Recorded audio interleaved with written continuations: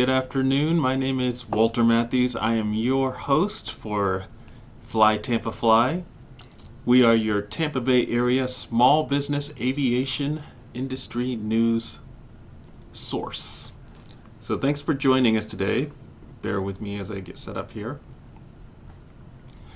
We're going to go ahead and we're going to get right into it, but first thing always, like, subscribe, hit the bell, share us on YouTube, and we'll continue to grow the aviation community here in the Greater Tampa Bay area. Our goal is to, we have a good, thriving aviation community in the area, but I kind of want to help bring it together.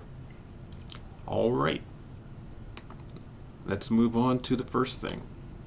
Boom. Our question of the day.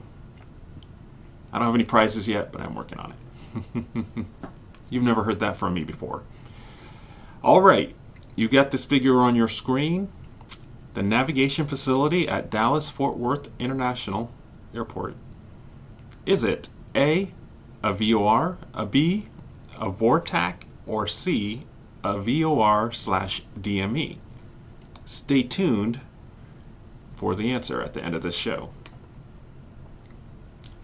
All right, let's move into some FAA news. The FAA proposes a rule to enhance safety and performance of light sport aircraft. So this is all going to fall under the FAA reauthorization, the Reauthorization Act, and that's going to bring some changes in general to general aviation. And one of the biggest things you're going to see is a proposed, they call it MOSAIC, the proposed modernization of special airworthiness certification rule. What does that mean? Absolutely nothing. Just kidding. Essentially, it means that the weight of aircraft, what's considered a light sport aircraft, is going to expand a little bit to heavier aircraft. For example, right now they have a weight limit of, 1,200, 1,300 pounds. It's in 1,320 pounds is the weight limit to be considered a light sport aircraft. They're looking to expand that to 3,000 pounds. What that's going to do, that's going to broaden the amount of aircraft that can be considered light sport aircraft. So, for example, I fly a Cessna. I spend a lot of time flying a Cessna 172, and I think our max gross weight is like 2,300. So under the new MOSAIC rules, when they go into effect, it would be considered a light sport aircraft. And the goal is to kind of expand that category to make aviation basically more accessible.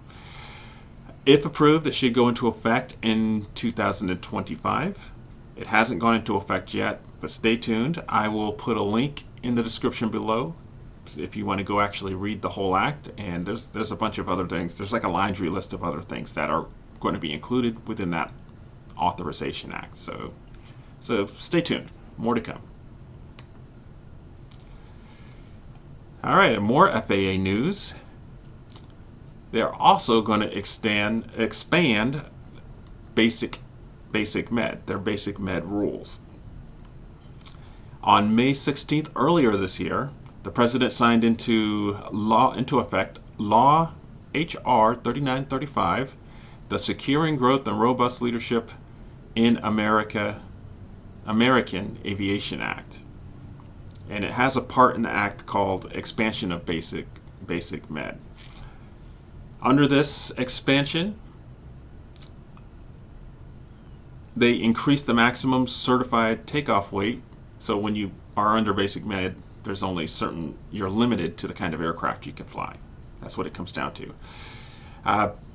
That weight limit is being expanded to 12,500 pounds, which is up from the 6,000 pounds. And then secondly, they increase the number of occupants that you're authorized to carry up to 7. It used to be only 6 occupants, which would be 5 passengers. Now you can operate an aircraft up to 12,000 pounds, 12,500, and you can have 7 occupants, of which 6 are your passengers.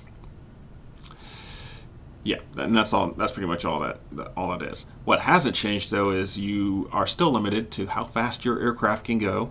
You cannot go more than 250 knots, which in my Cessna 172, that's not going to happen. and you can only fly as high as up to not including 18,000 feet MSL, which you have to well, you can't go past 18,000 feet MSL, and you can't fly for compensation, of course. There are other things that the basic med expansion is going to affect as well, to include allowing designated pilot examiners and flight reviewers to be under basic med when they provide their examination services. And yeah, that's it. That's all I got to say on that. Anyway, that has not gone into effect. Let's see when it's supposed to go into effect. Okay, they said, okay, so it has gone into effect. So that one has gone into effect. Oh, here we go. Here's my notes. They're still developing the policies. So once the FAA promulgates their policies, then the examiners and anybody else with regards to like the increased aircraft, the weight of the aircraft, up to 12,500 pounds, then you can operate using basic med under this particular rule. So it's not out yet, but it's coming, and we will put a link to. Let's see, I got this from an AOPA article, so I'm going to put that link in the description below so you can go check it out for yourself. And of course, shoot me your comments on what you think and how either you like it or you don't. I'd love to hear what you have to say. All right, the FAA is playing the artificial intelligence game. They are coming out. They released a document that says it's going to help assure the safety and the use of artificial intelligence in airborne and ground systems. All right. They established what they call guiding principles that are supposed to help provide safety assurance in artificial intelligence systems within aircraft and ground operations. Let's see what else I got in my notes. That's about it. Anyway, I put the 7 guiding principles. There's nothing new. The FAA did note that it is a living, breathing document, and it's we'll see if they can keep up with the changes in artificial intelligence. Moore's Law. Any of you guys remember Moore's Law? Let's see if they can keep up with Moore's Law. We'll find out. Probably not. All right, FlightAware recently had a data security incident, is what they're calling it. Let's see, and earlier this year, they discovered a configuration error, whatever, I don't know what that means. I'm not a tech guy. Of which personal information in the FlightAware accounts, to include IDs, user ID, passwords, and email addresses, were exposed. Now they came out with a follow-up saying that it was a very limited amount of accounts, but this highlights the world we live in today with regards to cybersecurity, and you guys know who I talk about, who you can go to for your cybersecurity needs. Mind My PC. But in all seriousness, it's this is the world we live in, and if you are a FlightAware user, maybe consider changing your password on your account, or doing some little changes to make your account a little bit more secure to the best of your ability.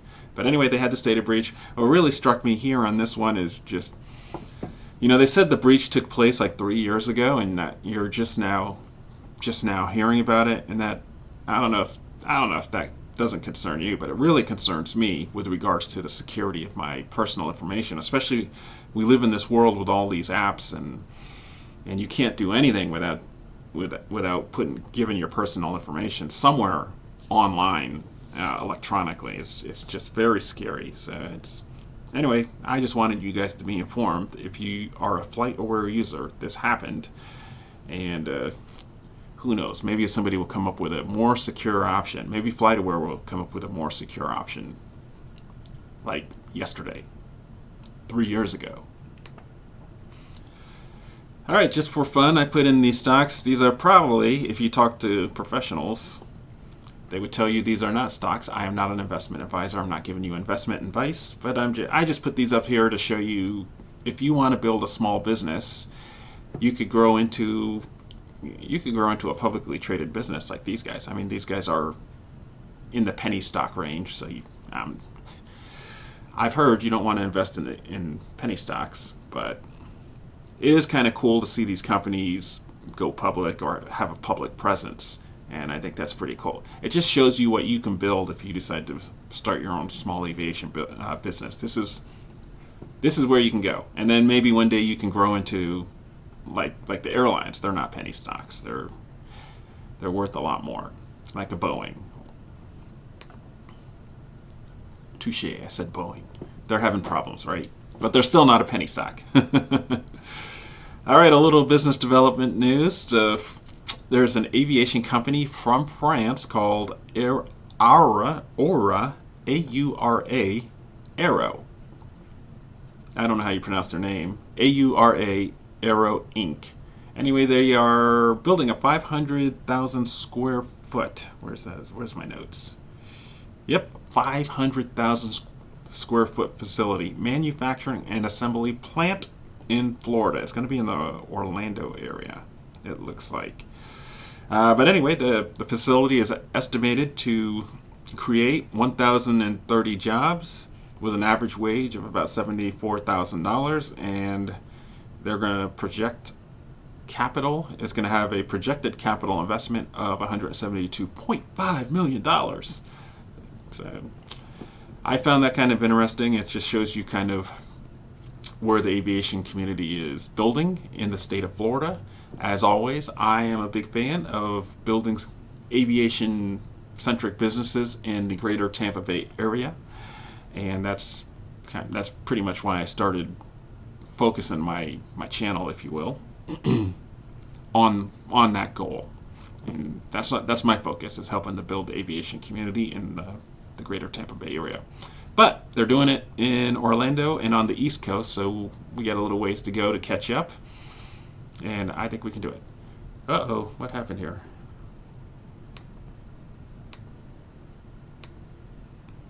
My slides are they're like going on their own. I don't want them to go on their own. There we go. All right, enough of the slide drama.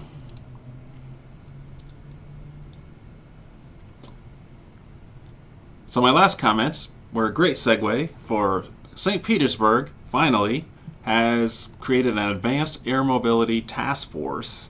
It's a temporary task force that's being built to study the eVTOL industry, electric vertical takeoff and landing industry, and provide recommendations for incorporating advanced air mobility into St. Petersburg.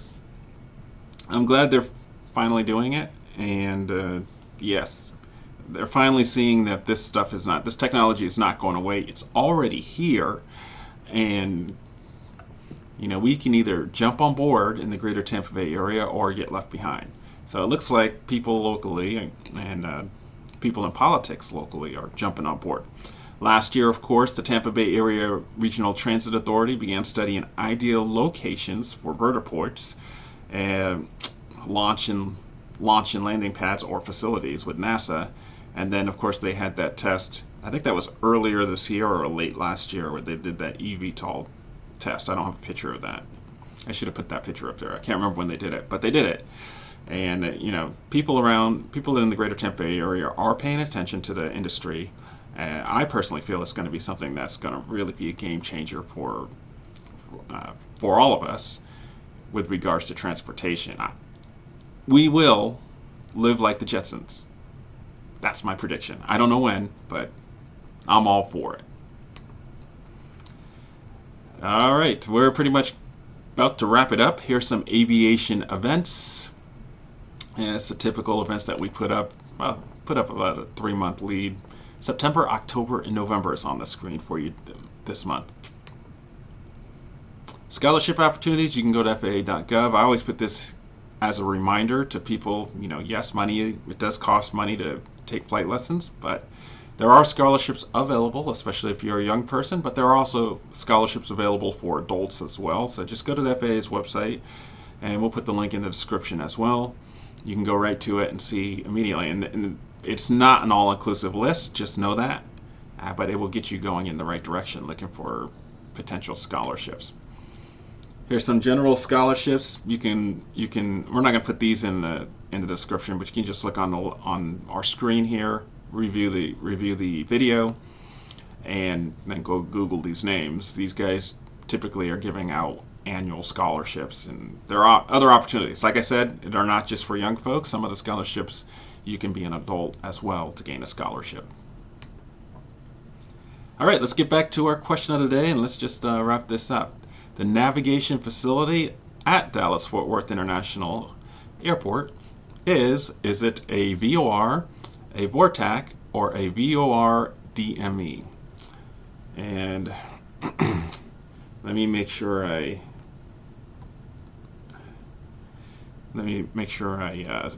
kind of spell it out. So those who aren't in the world of aviation, a VOR is a very high frequency omnidirectional range radio system. It's a radio navigation system. So when we're in the air flying, we tune up a VOR and you can fly to that. It's going to have a little needle that goes this way and that way. And that's one way we can fly in the clouds. So there you go, a very high frequency omnidirectional navigation system. And then VORTAC is a VOR, part VOR and part what's called a TACAN, and a TACAN is a similar radio navigation system on a different frequency, and that's used more by like government agencies, if you will. And then a VOR DME is a combination of the navigation system only gives you a direction, line of sight, and then when you combine it with a DME, that's a distance measuring radio signal. So you combine the two, you can figure out where you're at and how far you are. With the TACAN, you can figure out where you're at and how far you are as well. It's kind of already in that system. But the VOR itself won't give you distance. It does when it's a VOR DME. But to our point, to answer the question for today, boom. So you got to look at it close. I should have circled it in red, but I'll do that next time. The navigation facility at Dallas-Fort Worth International Airport is a VOR DME, and when you're looking at the charts, if you have paper charts, you can go to the side panel, and if you're digital, you can go online to there's a chart reference guide. Let me see if I can get the exact name for you. I didn't put it in my notes. Let me Google it real quick. So I give you the exact name for the document. Chart symbol reference guide. Let's see what they call it. Oh, here we go. The Aeronautical Charts User Guides. And I tell you what, I will put that in the description below so you have a direct link to it. It's very handy, especially if you're not using paper charts anymore. I use it all the time. I have a link on I have it on my iPad, and it's very helpful, especially if you're traveling somewhere and you see symbols that you're not familiar with. So there you go, folks. That is it. As always, I didn't wear my Jetline hat today. As always, we want to thank our sponsor. I'm not in the Jetline facility because it's a weekend. I'm filming today on a weekend, but I'll be back in it hopefully next month in the Jetline facility to film. But as always, thankful to them for providing me a small space to bring in my students and work on the flight simulators. And they're just all around good people. If you have any questions with regards to your aviation flight simulators and computer hardware, software, please give them a call. They are the North American distributor for Virtual Fly and Virpil, and Virtual Fly makes all-out flight systems and flight simulation systems from the hardware and the software. And Virpil, they specialize in high-quality flight controls and just really good, sturdy flight controls that they're not going to break. So it's just good equipment. So give our friends at Jetline a ring, a call, or a message, and they'll help you with your flight simulation needs. Oh, we talked about the data breach today and the need for cybersecurity protection. My friends at MyMyPC, that's what they do. If you have a small business and you're looking to protect your digital infrastructure, well, that's the team to do it. They protect my computers. They take care. They take care of my digital footprint, if you will, with regards to my IT security.